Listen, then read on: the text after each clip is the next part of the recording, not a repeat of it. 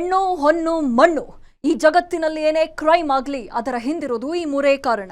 ಅಪರಾಧ ಮಾಡುವಾಗ ಪಾಪಿಗಳ ಮನಸ್ಸಲ್ಲಿ ದುರಾಸೆ, ಮೋಹ, ಆಕ್ರೋಶ, ಕಾಮ ಹೀಗೆ ಏನಿರುತ್ತೋ ಏನೋ ಆಗಬಾರದ್ದು ಆಗಿ ಸಿಕ್ಕಿಬಿದ್ದ ಮೇಲೆ ಪ್ರತಿಯೊಬ್ಬ ಅಪರಾಧಿಗೂ ಅನ್ನಿಸೋದು ಮನಸ್ಸಿನಲ್ಲಿ ಕಾಡೋ ಮೊದಲ ಮತ್ತು ಕೊನೆಯ ಪ್ರಶ್ನೆ ಒಂದೇ, ಇದೆಲ್ಲ ಬೇಕಿತ್ತಾ? ಇದೇ ಹೊತ್ತಿನ ವಿಶೇಷ ಕನೆಕ್ಟಿಂಗ್ ಲೇಡಿ ಲಿಂಕ್. ನಾನು ಕೀರ್ತಿಶ್ರೀ.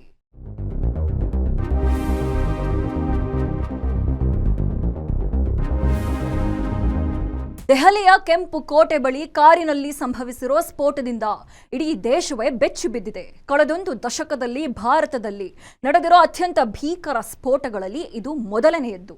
ಸೋಮವಾರ ಸಂಜೆ ನಡೆದಿರೋ ಸ್ಫೋಟದಿಂದ ದೆಹಲಿ ಸೇರಿ ಭಾರತದ ಹಲವೆಡೆ ಹೈ ಅಲರ್ಟ್ ಘೋಷಣೆಯಾಗಿದೆ. ಇದರ ನಡುವೆ ದೆಹಲಿ ಸ್ಫೋಟಕ್ಕೂ ಬೆಂಗಳೂರಿಗೂ ಲಿಂಕ್ ಸಿಕ್ಕಿದೆ. ಏನದು ಲಿಂಕ್ ಅಂತ ತೋರಿಸ್ತೀವಿ ನೋಡಿ.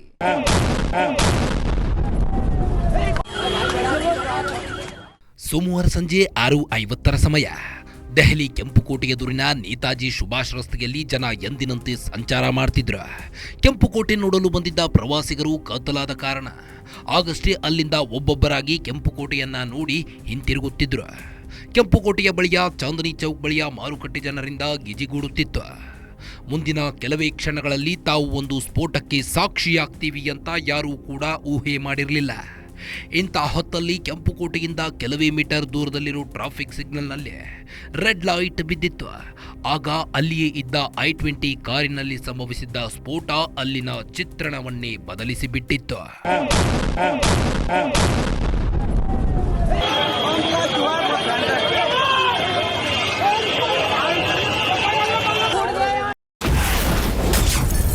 ದೆಹಲಿಯ ಸ್ಫೋಟಕ್ಕೂ ಬೆಂಗಳೂರಿಗೂ ಇದೆ ಅದೊಂದು ಲಿಂಕ್. ಸಿಲಿಕಾನ್ ಸಿಟಿಯಲ್ಲಿ ಗುಜರಾತ್ ATS ಆಡಿತ್ತು ರಣಬೇಟೆ.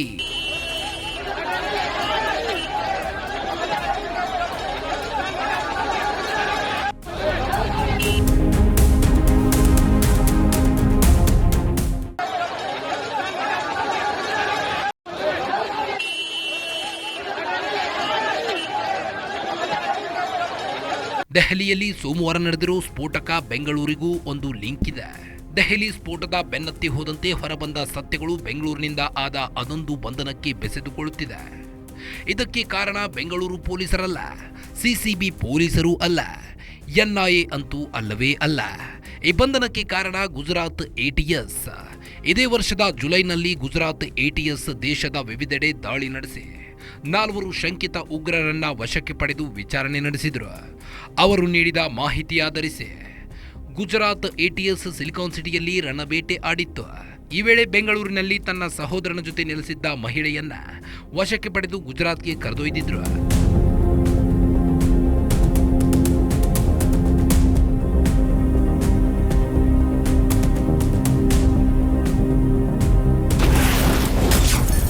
ಬೆಂಗಳೂರಿನ RT ನಗರದಲ್ಲಿ ನೆಲೆಸಿದ್ದ ಮಹಿಳೆ ವಶಕ್ಕೆ. ಮೇಲ್ನೋಟಕ್ಕೆ ಅಮಾಯಕಿ, ಗುಪ್ತ ಜಿಹಾದಿ ಪ್ರಚಾರಕಿ. ಜುಲೈ 29, 2025 ಮಂಗಳವಾರ ಬೆಂಗಳೂರಿನ RT ನಗರದಲ್ಲಿ ಗುಜರಾತ್ ATS ಸದ್ದಿಲ್ಲದೆ ಒಬ್ಬ ಮಹಿಳೆಯನ್ನ ಬಂಧಿಸಿತ್ತು. ಆಕೆಯ ಹೆಸರು ಶಮಾ ಪರ್ವಿನ್ ಅನ್ಸಾರಿ.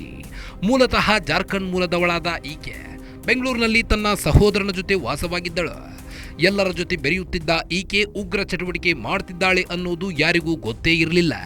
ಸಾಮಾನ್ಯವಾಗಿ ಎಲ್ಲ ಉಗ್ರರು ಕೂಡ ಇದೇ ರೀತಿ ಜೀವನ ನಡೆಸ್ತಿರ್ತಾರೆ ಅನ್ನೋದು ಈ ಹಿಂದೆ ಹಲವು ಪ್ರಕರಣಗಳಲ್ಲಿ ಗೊತ್ತಾಗಿದೆ.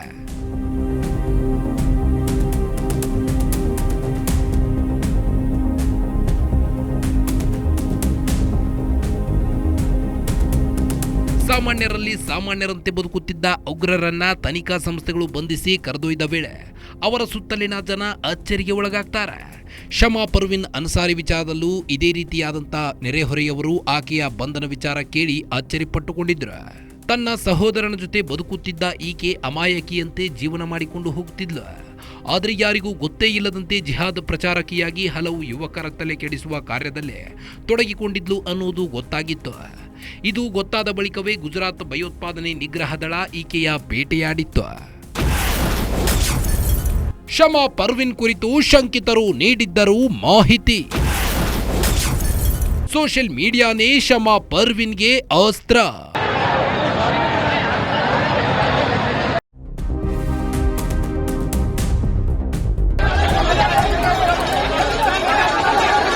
ಸೋಷಿಯಲ್ ಮೀಡಿಯಾಗಳಿಂದ ಸಮಾಜಕ್ಕೆ ಎಷ್ಟು ಉಪಯೋಗವಿದೆಯೋ ಅಷ್ಟೇ ಅಪಾಯವಿದೆ ಅನ್ನೋದು ಆಗಾಗ ಪ್ರೂವ್ ಆಗುತ್ತಲೇ ಇದೆ. ಅದರಲ್ಲೂ ಸೋಷಿಯಲ್ ಮೀಡಿಯಾದಲ್ಲಿ ಮಾಡೋ ಒಂದೇ ಒಂದು ಪೋಸ್ಟ್ ಎಂಥ ಅನಾಹುತಕ್ಕೆ ಕಾರಣವಾಗುತ್ತೆ ಅನ್ನೋದಕ್ಕೆ 2020ರಲ್ಲಿ ಬೆಂಗಳೂರಿನ ಡಿಜೆ ಹಳ್ಳಿ ಕೆಜಿ ಹಳ್ಳಿಯ ಪೊಲೀಸ್ ಠಾಣೆಗಳ ಮೇಲೆ ನಡೆದಿದ್ದ ದಾಳಿಯೇ ಸಾಕ್ಷಿ. ಸೋಷಿಯಲ್ ಮೀಡಿಯಾದಲ್ಲಿ ತಮ್ಮ ಧರ್ಮದ ಕುರಿತು ಅವಹೇಳನಕಾರಿ ಪೋಸ್ಟ್ ಮಾಡಿದ್ದಾರೆ ಅಂತ ಒಂದು ಕೋಮಿನವರು ರೌದ್ರಾವತಾರ ಮೆರೆದಿದ್ರು. ಇಂಥ ಸೋಷಿಯಲ್ ಮೀಡಿಯಾ ಬಳಸಿಕೊಂಡು ಶಮಾ ಪರ್ವಿನ್ ಧರ್ಮದ ಅಫೀಮು ಹಂಚೋ ಕೆಲಸ ಮಾಡ್ತಿದ್ಲ.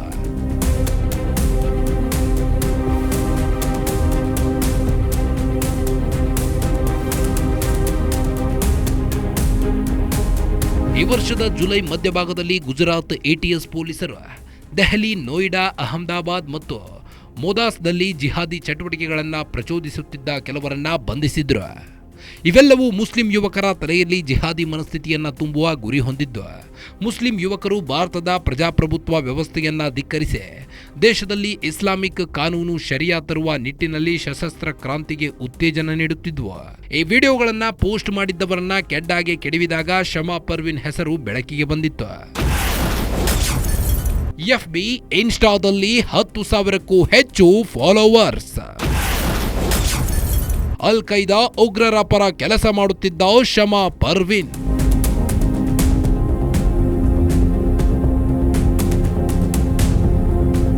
ಶಮಾ ಪರ್ವಿನ್ ಫೇಸ್ಬುಕ್ ಮತ್ತು ಇನ್ಸ್ಟಾಗ್ರಾಮ್ ಸೋಷಿಯಲ್ ಮೀಡಿಯಾ ಆಪ್ಗಳಲ್ಲಿ ಹಲವಾರು ಖಾತೆಗಳನ್ನು ಹೊಂದಿದ್ದಳು.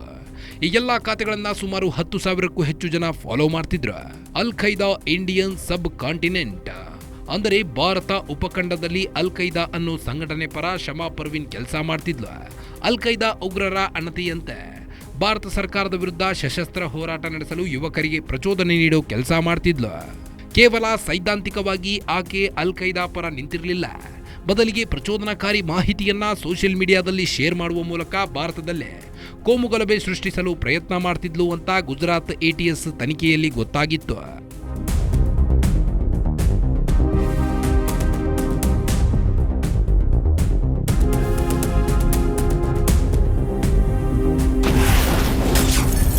ಪಾಕಿಸ್ತಾನದಲ್ಲಿದ್ದ ಸಂಘಟನೆಗಳ ಜೊತೆ ನಿಕಟ ಸಂಪರ್ಕ.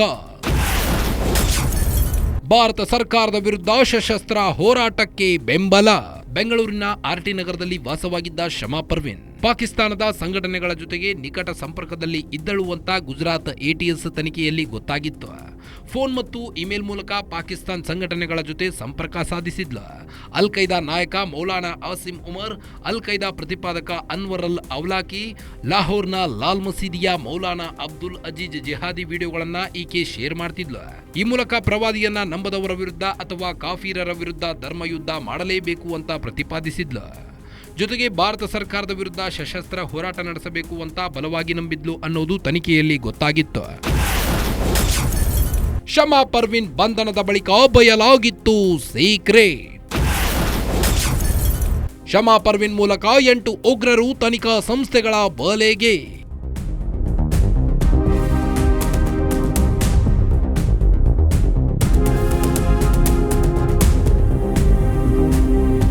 ಬೆಂಗಳೂರಿನ RT ನಗರದಲ್ಲಿ ನೆಲೆಸಿದ್ದ ಶಮಾ ಪರ್ವಿನ್ ಬಂಧನದ ಬಳಿಕ ಗುಜರಾತ್ ATS ದೊಡ್ಡ ಷಡ್ಯಂತ್ರವನ್ನೇ ಭೇದಿಸಿದ್ರು. ಕಳೆದ 3-3.5 ತಿಂಗಳಲ್ಲಿ 8ಕ್ಕೂ ಹೆಚ್ಚು ಉಗ್ರರನ್ನ ತಮ್ಮ ಬಲೆಗೆ ಕೆಡವಿದ್ರು. ಗುಜರಾತ್ ATS ನೀಡಿದ ಮಾಹಿತಿ ಆಧರಿಸಿ ಜಮ್ಮು ಕಾಶ್ಮೀರ ಪೊಲೀಸರು, ಹರಿಯಾಣ ಪೊಲೀಸರು, UPS ATS, ದೆಹಲಿ ಪೊಲೀಸರು ಹಲವು ಉಗ್ರರ ಹೆಡೆಮುರಿ ಕಟ್ಟಿ ದೊಡ್ಡದೊಂದು ಜಾಲವನ್ನೇ ಬಯಲಿಗೆ ಎಳೆದಿದ್ದಾರೆ. ಅಲ್ಲದೆ ದೇಶದಲ್ಲಿ ದೊಡ್ಡ ಪ್ರಮಾಣದಲ್ಲಿ ಸ್ಫೋಟಕ್ಕೆ ಉಗ್ರರು ಸಜ್ಜಾಗಿದ್ದಾರೆ ಅನ್ನೋ ಅತಿ ದೊಡ್ಡ ಸೀಕ್ರೆಟ್ ತನಿಖಾ ಸಂಸ್ಥೆಗಳಿಂದ ಗೊತ್ತಾಗಿತ್ತು. ಈ ಮೂಲಕ ಭಾರತದಲ್ಲಿ ನಡೆಯಬಹುದಾಗಿದ್ದ ಹಲವು ಬ್ಲಾಸ್ಟ್ಗಳನ್ನ ತಡೆಯಲಾಗಿದೆ. ಶಮಾ ಪರ್ವಿನ್ ಬಂಧನದ ಬಳಿಕ ಸಿಕ್ಕಿತ್ತು ದೊಡ್ಡ ಚೈನ್ ಲಿಂಕ್. ಆಕೆಯೊಬ್ಬಳ ಬಂಧನದಿಂದಾಗಿ ಬಿಚ್ಚಿಕೊಂಡಿತ್ತು ಉಗ್ರರ ರಹಸ್ಯ.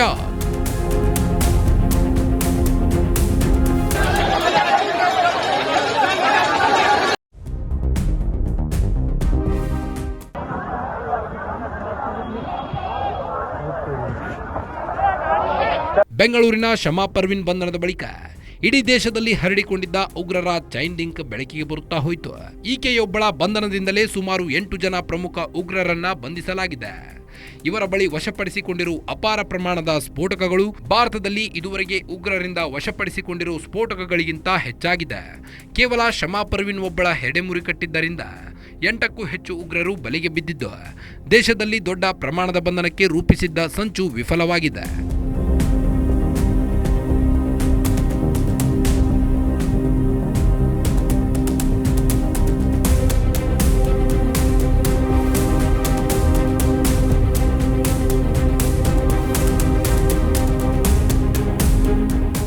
ಶಮಾ ಪರ್ವಿನ್ ಬಂಧನದಿಂದ ಇನ್ನೊಂದು ಸ್ಫೋಟಕ ಮಾಹಿತಿ ಬಯಲಾಗಿದೆ. ಭಾರತದಲ್ಲಿ ಉಗ್ರರು ಕೆಮಿಕಲ್ ದಾಳಿಗೆ ತಯಾರಿ ನಡೆಸ್ತಾ ಇದ್ರು ಅನ್ನೋ ಬೆಚ್ಚಿ ಬೀಳೋ ವಿಚಾರ ಬೆಳಕಿಗೆ ಬಂದಿದೆ.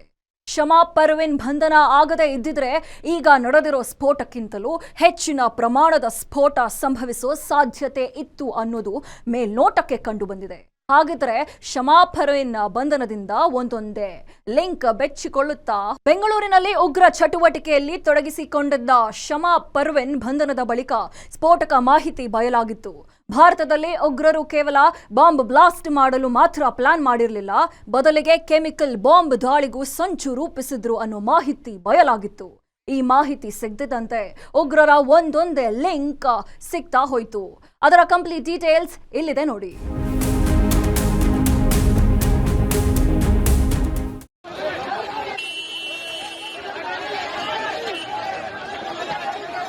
ಬೆಂಗಳೂರಿನಲ್ಲಿ ಶಮಾ ಪರ್ವಿನ್ ಅನ್ಸಾರಿಯನ್ನ ಬಂಧಿಸಿದ ಬಳಿಕ ತನಿಖೆಯಲ್ಲಿ ಗುಜರಾತ್ ATS ಅಧಿಕಾರಿಗಳೇ ದಂಗು ಬಡಿಯುವ ವಿಚಾರಗಳು ಹೊರಗೆ ಬಂದಿದ್ವು. ಭಾರತದಲ್ಲಿ ಕೆಮಿಕಲ್ ಬಾಂಬ್ ದಾಳಿ ನಡೆಸಲು ಯೋಜನೆ ರೂಪಿಸಿದ್ದಾರೆ ಅನ್ನೋ ಸ್ಫೋಟಕ ಮಾಹಿತಿ ಗೊತ್ತಾಗಿತ್ತು. ಅಲ್ಲದೆ ಭಾರತದಾದ್ಯಂತ ಸ್ಲೀಪರ್ ಸೆಲ್ಗಳ ರೀತಿ ಯಾರಿಗೂ ತಿಳಿಯದಂತೆ ಎದ್ದ ಉಗ್ರರ ಒಂದೊಂದೇ ಲಿಂಕ್ ಹೊರಗೆ ಬರಲು ಶುರುವಾಗಿತ್ತು. ಬೆಂಗಳೂರಿನಲ್ಲಿ ಸಿಕ್ಕ ಒಂದೇ ಒಂದು ಲೇಡಿ ಲಿಂಕ್ ಉಗ್ರರ ಚೈನ್ ಲಿಂಕ್ ಬಯಲಿಗೆಳೆಯಲು ಕಾರಣವಾಗಿದೆ. ಭಾರತದಲ್ಲಿ ಕೆಮಿಕಲ್ ಬಾಂಬ್ ದಾಳಿಗೆ ಸಜ್ಜಾಗಿದ್ದ ಉಗ್ರರು, ಮಾರುಕಟ್ಟೆಗಳು, RSS ಕಚೇರಿಗಳೇ ಟಾರ್ಗೆಟ್.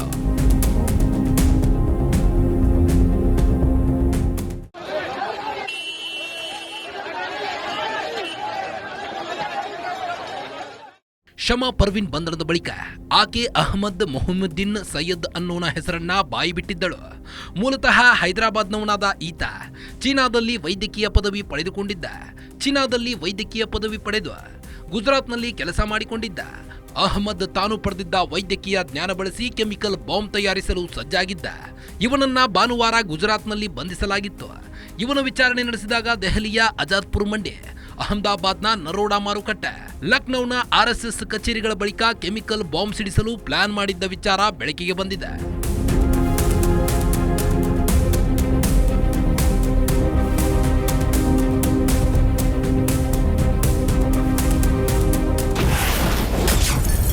ಸೇನೆ ಪೊಲೀಸರಿಗೆ ಜೈಷ್ ಹೆಸರಲ್ಲಿ ಬೆದರಿಕೆ ಪೋಸ್ಟರ್ಗಳು. ಕಾಶ್ಮೀರದ ಅಂಟಿಸಿದ ಪೋಸ್ಟರ್ಗಳು ನೀಡಿತ್ತು ದೊಡ್ಡ ಕ್ಲೂ.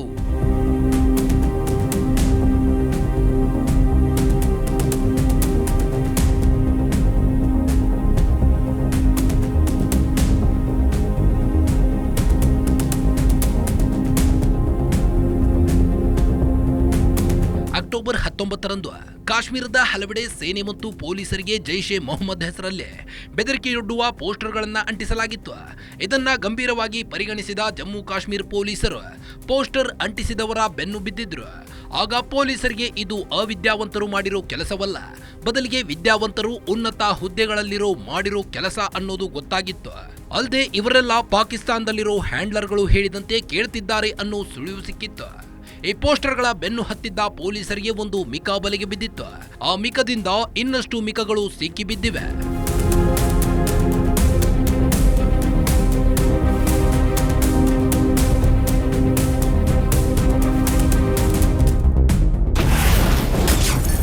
ಅನಂತ್ನಾಗ್ ಸರ್ಕಾರಿ ಆಸ್ಪತ್ರೆಯಲ್ಲಿ ಒಬ್ಬ ವೈದ್ಯನ ಬಂಧನ. ಆತನ ಮನೆಯ ಲಾಕರ್ನಲ್ಲಿ ಸಿಕ್ಕಿತ್ತು ಒಂದು AK-47 ರೈಫಲ್. ಶಮಾ ಪರ್ವಿನ್ ಬಂಧನ ಬಳಿಕ ಮೊಹಿಯುದ್ದೀನ್ ಬಲೆಗೆ ಕೆಡವಿದ್ದ ತನಿಖಾ ಸಂಸ್ಥೆಗಳಿಗೆ ಕಾಶ್ಮೀರದ ಪೋಸ್ಟರ್ಗಳಿಂದ ಒಂದು ಸುಳಿವು ಸಿಕ್ಕಿತ್ತು. ಇದನ್ನ ಆಧರಿಸಿ ತನಿಖೆ ನಡೆಸಿದಾಗ ಅನಂತ್ನಾಗ್ ಸರ್ಕಾರಿ ಆಸ್ಪತ್ರೆಯಲ್ಲಿ ಸ್ಥಾನಿಕ ವೈದ್ಯನಾಗಿ ಕೆಲಸ ಮಾಡಿದ್ದ ಡಾಕ್ಟರ್ ಆದಿಲ್ ಅಹಮದ್ ಮನೆ ದಾರಿ ತೋರಿತ್ತು. ಜಮ್ಮು ಕಾಶ್ಮೀರ ಪೊಲೀಸರು ಆತನ ಮನೆ ಮೇಲೆ ದಾಳಿ ನಡೆಸಿದಾಗ ಲಾಕರ್ನಲ್ಲಿ ಒಂದು AK-47 ರೈಫಲ್ ಪತ್ತೆಯಾಗಿತ್ತು. ಆತ ವಿಚಾರಣೆಯಲ್ಲಿ ಹರಿಯಾಣದ ಅಲ್ ಫಲಾಹ್ ವಿಶ್ವವಿದ್ಯಾಲಯದಲ್ಲಿ ಕೆಲಸ ಮಾಡ್ತಿದ್ದ ಮುಜಾಮಿಲ್ ಹೆಸರು ಬಾಯ್ಬಿಟ್ಟಿದ್ದ. ಮುಜಾಮಿಲ್ ಹೆಡೆಮುರಿ ಕಟ್ಟಿದಾಗ ಡಾಕ್ಟರ್ ಶಾಹಿನಾಳ ಹೆಸರು ಬೆಳಕಿಗೆ ಬಂದಿತ್ತು. ಇದಾದ ಬಳಿಕ ಒಬ್ಬೊಬ್ಬರನ್ನೇ ಬಿಲದಿಂದ ಹೊರಗೆಳೆಯಲಾಗಿದೆ. ಯಾರ್ಯಾರನ್ನ ತನಿಖಾ ಸಂಸ್ಥೆಗಳು ಹೊರಗೆಳೆದಿವೆ ಅನ್ನೋದನ್ನ ನೋಡೋದಾದ್ರೆ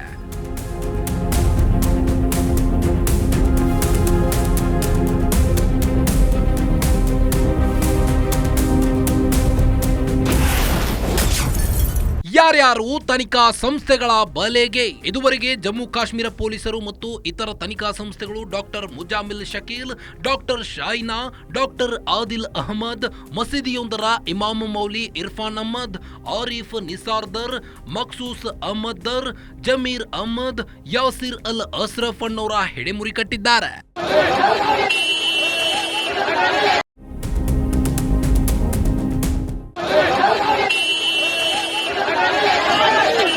ಡಾಕ್ಟರ್ ಆದಿಲ್ ಅಹಮದ್ ನೀಡಿದ ಮಾಹಿತಿ ಆಧರಿಸಿ ಹರಿಯಾಣದ ದೌಜ್ನಲ್ಲಿರೋ ಅಲ್ ಫಲಾಹ್ ವಿಶ್ವವಿದ್ಯಾಲಯದ ಪ್ರಾಧ್ಯಾಪಕ ಡಾಕ್ಟರ್ ಮುಜಾಮಿಲ್ ಶಕೀಲ್ ಮನೆ ಮೇಲೆ ದಾಳಿ ನಡೆಸಲಾಗಿತ್ತು. ಈ ವೇಳೆ ಭಾರತದ ಉಗ್ರರ ಇತಿಹಾಸದಲ್ಲಿಯೇ ಕಂಡು ಕೇಳರಿಯದ ಸ್ಫೋಟಕ ವಸ್ತುಗಳನ್ನ ವಶಪಡಿಸಿಕೊಳ್ಳಲಾಗಿದೆ. ಮುಜಾಮಿಲ್ ಮನೆಯಲ್ಲಿ ಸಿಕ್ಕ ಸ್ಫೋಟಕ ವಸ್ತುಗಳು ಏನು ಅನ್ನೋದನ್ನ ನೋಡೋದಾದ್ರೆ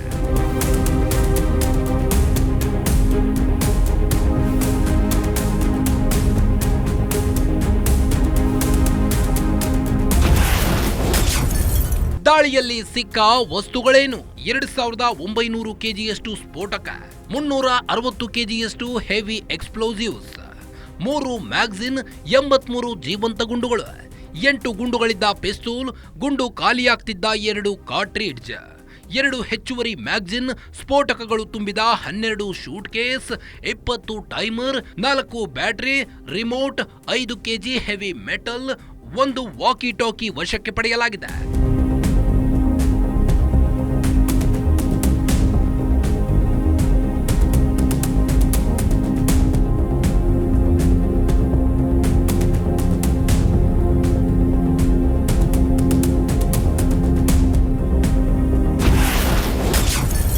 ಸಂಗಡಿಗರು ಸಿಕ್ಕಿಬಿದ್ದ ಬಳಿಕ ಗಲಿಬಿಲಿಗೊಂಡಿದ್ದ ಉಮರ್ ಪೊಲೀಸರಿಂದ ತಪ್ಪಿಸಿಕೊಳ್ಳಲು ಯತ್ನಿಸಿ ಬ್ಲಾಸ್ಟ್ ಮಾಡಿದ್ನ.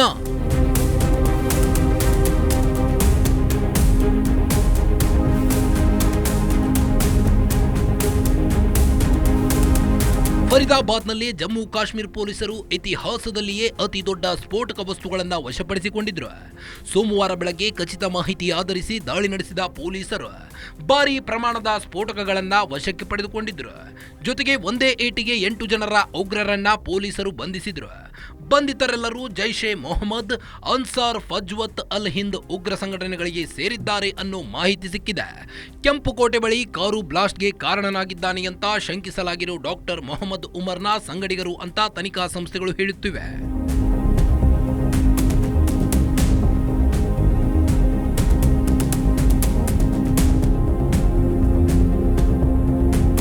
ಜಮ್ಮು ಕಾಶ್ಮೀರ ಪೊಲೀಸರು ಸೋಮವಾರ ಬೆಳಗ್ಗೆ ಫರೀದಾಬಾದ್ನಲ್ಲಿ ಒಂದೇ ಗುಕ್ಕಿಗೆ 8 ಉಗ್ರರನ್ನ ಬಂಧಿಸಿ ಅಪಾರ ಪ್ರಮಾಣದ ಶಸ್ತ್ರಾಸ್ತ್ರ ವಶಪಡಿಸಿಕೊಂಡಿದ್ರು.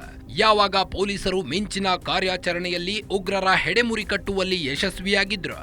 ಕೆಂಪುಕೋಟೆಯ ಬಳಿ ಸ್ಫೋಟಕ್ಕೆ ಕಾರಣವಾಗಿದ್ದ ಡಾಕ್ಟರ್ ಮೊಹಮ್ಮದ್ ಉಮರ್ ಗಲಿಬಿಲಿಗೊಂಡಿದ್ದ ಅನ್ನೋ ಮಾಹಿತಿ ಸಿಕ್ಕಿದೆ. ತನ್ನ ಸಂಗಡಿಗರೆಲ್ಲರನ್ನೂ ಪೊಲೀಸರು ಬಂಧಿಸಿದ್ದಾರೆ ಅನ್ನೋದು ಗೊತ್ತಾಗುತ್ತಿದ್ದಂತೆ ಆತ ಕಂಗಾಲಾಗಿದ್ದ. ತಾನು ಕೂಡ ಪೊಲೀಸರಿಗೆ ಸಿಕ್ಕಿ ಬೀಳ್ತೀನಿ ಅನ್ನೋ ಭಯ ಆತನಿಗೆ ಕಾಡಲು ಶುರು ಮಾಡಿತ್ತು.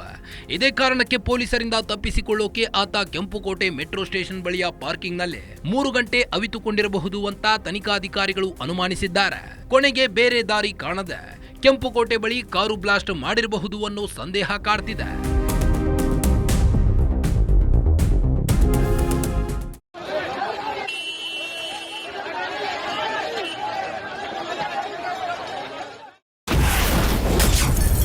ಜೈಲಲ್ಲಿರೋ ಉಗ್ರರಿಂದ ಮಾಹಿತಿ ಕಲೆ ಹಾಕುತ್ತಿರುವ NIA.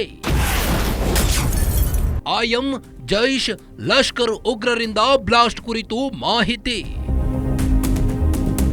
ದೆಹಲಿಯಲ್ಲಿ ಬ್ಲಾಸ್ಟ್ ಸಂಭವಿಸಿದೆ ಅನ್ನೋದು ಗೊತ್ತಾಗುತ್ತಿದ್ದಂತೆ ಕೇವಲ 10 ನಿಮಿಷದಲ್ಲೇ ದೆಹಲಿ ಪೊಲೀಸ್ ಕ್ರೈಮ್ ಬ್ರಾಂಚ್ನ ಸ್ಪೆಷಲ್ ಸೆಲ್ ಟೀಮ್ ಘಟನಾ ಸ್ಥಳಕ್ಕೆ ಭೇಟಿ ನೀಡಿತ್ತು. ಜೊತೆಗೆ ಎನ್ಐಎ, ಎನ್ಎಸ್ಜಿ, ಎಸ್ಪಿಜಿ, ಐಬಿ ಟೀಮ್ಗಳು ಕೂಡ ಸ್ಫೋಟದ ಸ್ಥಳಕ್ಕೆ ಭೇಟಿ ನೀಡಿ ಮಾಹಿತಿ ಸಂಗ್ರಹಿಸಿದ್ವು. ಎನ್ಐಎ ಹೆಗಲಿಗೆ ವಿಚಾರಣೆಯನ್ನ ವಹಿಸುತ್ತಿದ್ದಂತೆ ಎನ್ಐಎ ಅಲರ್ಟ್ ಆಗಿದೆ. ದೇಶದ ವಿವಿಧ ಜೈಲುಗಳಲ್ಲಿ ಬಂದಿಯಾಗಿರುವ ಇಂಡಿಯನ್ ಮುಜಾಹಿದ್ದೀನ್, ಜೈಷ್ ಎ ಮೊಹಮ್ಮದ್, ಲಷ್ಕರ್ ಎ ತೊಯ್ಬಾ ಉಗ್ರರ ವಿಚಾರಣೆ ಆರಂಭಿಸಿದೆ. ಯಾವ ಸಂಘಟನೆಯವರು ಈ ರೀತಿಯ ಕೃತ್ಯ ಎಸಗಿದ್ದಾರೆ ಅನ್ನುವುದನ್ನ ನಿರ್ಧರಿಸಲು ಎಲ್ಲಾ ಕ್ರಮಗಳನ್ನ ತೆಗೆದುಕೊಂಡಿದ್ದಾರೆ.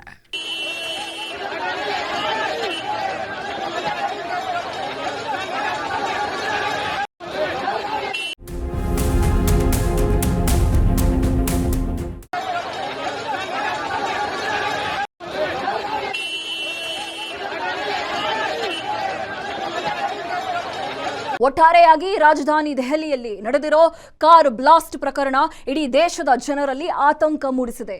ನರೇಂದ್ರ ಮೋದಿ ಪ್ರಧಾನಿಯಾದ ಬಳಿಕ ದೇಶದ ಒಳಗೆ ಸಂಭವಿಸಿರೋ ಅತಿ ದೊಡ್ಡ ಬ್ಲಾಸ್ಟ್ ಇದಾಗಿದೆ. ಕೆಂಪು ಕೋಟೆ ಬಳಿಯ ಸ್ಫೋಟಕ್ಕೆ ನಿಖರ ಕಾರಣ ತಿಳಿದು ಬಂದಿಲ್ಲ. ಆದರೆ ಸ್ಫೋಟದ ತೀವ್ರತೆಯನ್ನ ನೋಡಿದಾಗ ಇದೊಂದು ಉಗ್ರ ಕೃತ್ಯ ಇರಬಹುದು ಅನ್ನೋ ಸಂದೇಹ ಸ್ಪಷ್ಟವಾಗಿದೆ. ಆದರೆ ಇದನ್ನ ಖಚಿತಪಡಿಸುವ ಯಾವುದೇ ಸಾಕ್ಷ್ಯಗಳು ಇದುವರೆಗೆ ಸಿಕ್ಕಿಲ್ಲ. ಇದಾಗಿತ್ತು ಈ ಹೊತ್ತಿನ ವಿಶೇಷ. ನೋಡ್ತಾ ಇರಿ, ಇದು ಗ್ಯಾರಂಟಿ ನ್ಯೂಸ್. ಸುದ್ದಿ ಖಚಿತ, ನ್ಯಾಯ ನಿಶ್ಚಿತ.